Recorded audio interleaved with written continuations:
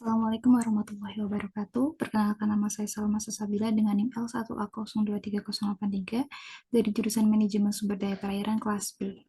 Kali ini saya akan membawakan itu presentasi mengenai lipid dari mata kuliah biokimia.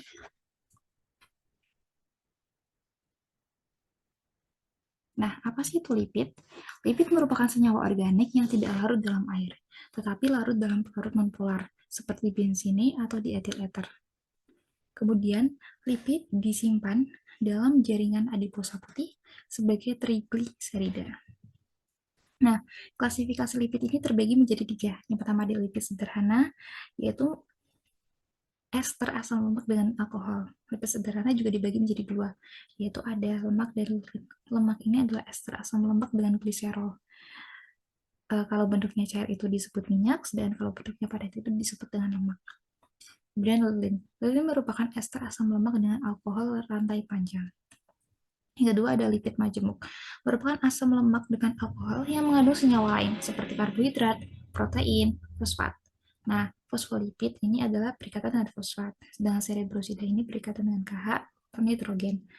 Sedangkan lipoprotein ini berikatan dengan protein, dan aminolipid ini berikatan dengan asam amino. Kemudian ada lipid majemuk, merupakan senyawa turunan dari lipid sederhana dan lipid majemuk. Jadi proses hidrolisis seperti asam lemak, gliserol, dan sterol. Nah, kemudian ada penggolongan lipid berdasarkan kemiripan struktur kimianya. Ada asam lemak, lilin, fosfolipid, sphingolipid, terpen, steroid, lipid kompleks. Akan saya jelaskan setelah ini. Yang pertama itu ada asam lemak. Nah, asam lemak ini merupakan asam karboksilat alifatik berantai panjang dengan air berupa rantai karbon jenuh atau tak jenuh. Nah, ini adalah struktur dari fatty acid with a cis-9 double bond. Ya, asam lemak dengan cis, bentuknya cis, dengan ikatan rangkapnya di nomor 9. Nomor 9. Dan ini ada atom karbonnya ada 18, yang memiliki ikatan rangkapnya ada 1 di nomor 9. Ini juga sama, atom karbonnya ada 20, ikatan rangkapnya ada 5 di nomor ini. Nah, dengan adanya ikatan rangkap, memungkinkan adanya isomer geometri cis dan trans. Asam lemak tak jenuh itu biasanya berasal dari tumbuhan, sedangkan asam lemak jenuh itu biasanya berasal dari hewan. Nah, kemudian lemak. Lemak merupakan ester asam lemak dan gliserol. Lemak disimpan dalam jaringan sebutan dan memiliki fungsi sebagai pelindung tubuh, sumber energi, bahan dasar pembentukan membran sel, dan hormon steroid, sumber asam lemak esensial, transport vitamin larut lemak, penghemat protein, penghasil panas, dan pemberi rasa kenyang. Kemudian, gliserol merupakan suatu trihidroksi alkohol yang terdiri dari 3 atom karbon. Nah, ini adalah gliserol. Ini ada 3 ekivalen menghasilkan trigliserida.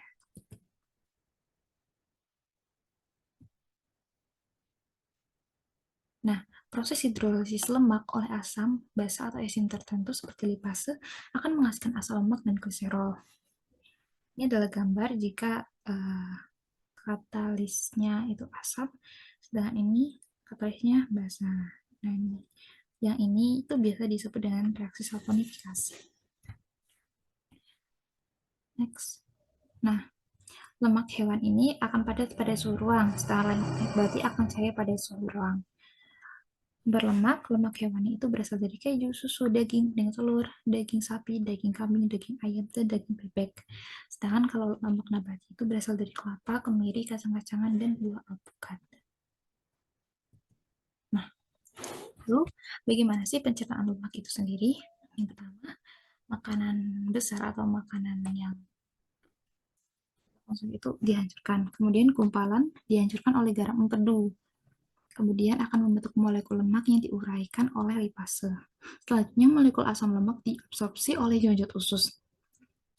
Molekul gliserol pada gilirannya akan diubah menjadi senyawa yang diperlukan oleh jaringan. Setelah itu, dibawa darah ke jaringan atau organ, dihidrolisis lagi. Dalam tahap ini, sisanya akan diekskresikan melalui ginjal dan paru-paru.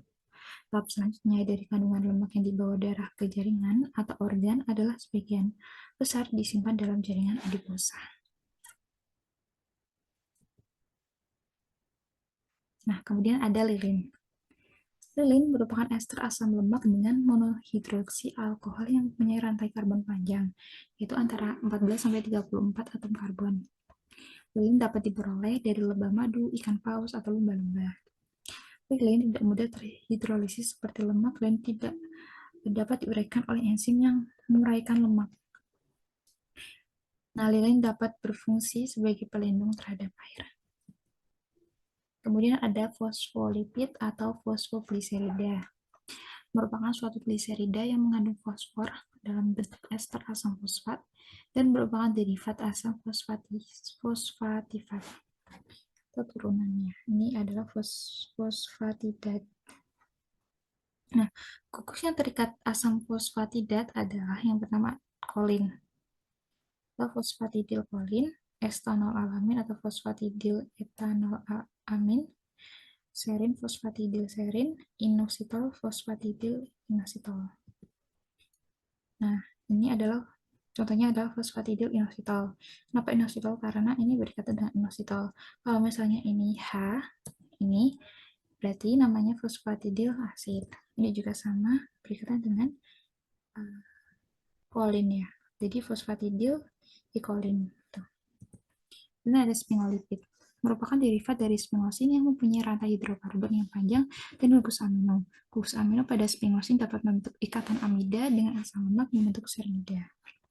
Nah, ini sphingosine membentuk ikatan amida dengan asam lemak kan menjadi ceramida. Nih. Dan next ada terpen. Terpen itu memberikan sifat khas pada bau dan minyak tanaman atau minyak esensial. Adalah isopren terdiri atas kelipatan dari 5 atom karbon. Isopren dapat berupa rantai lurus, siklik, atau kombinasi rantai lurus dan siklik.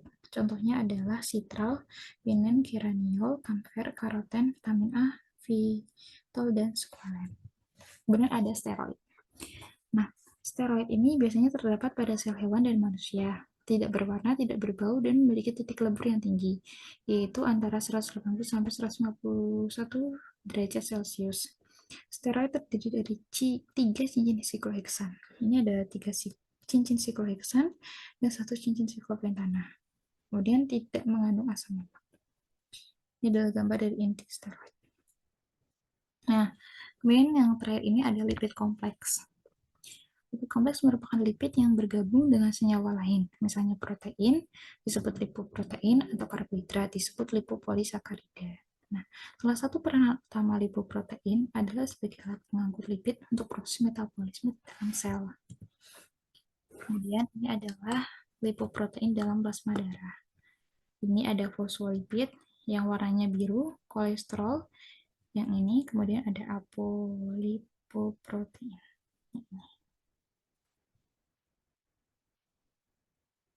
Nah, kemudian apa sih kegunaan lipid di bidang perikanan? Yang pertama yaitu penyimpan energi, karena lipid dapat disimpan dengan air yang sangat sedikit.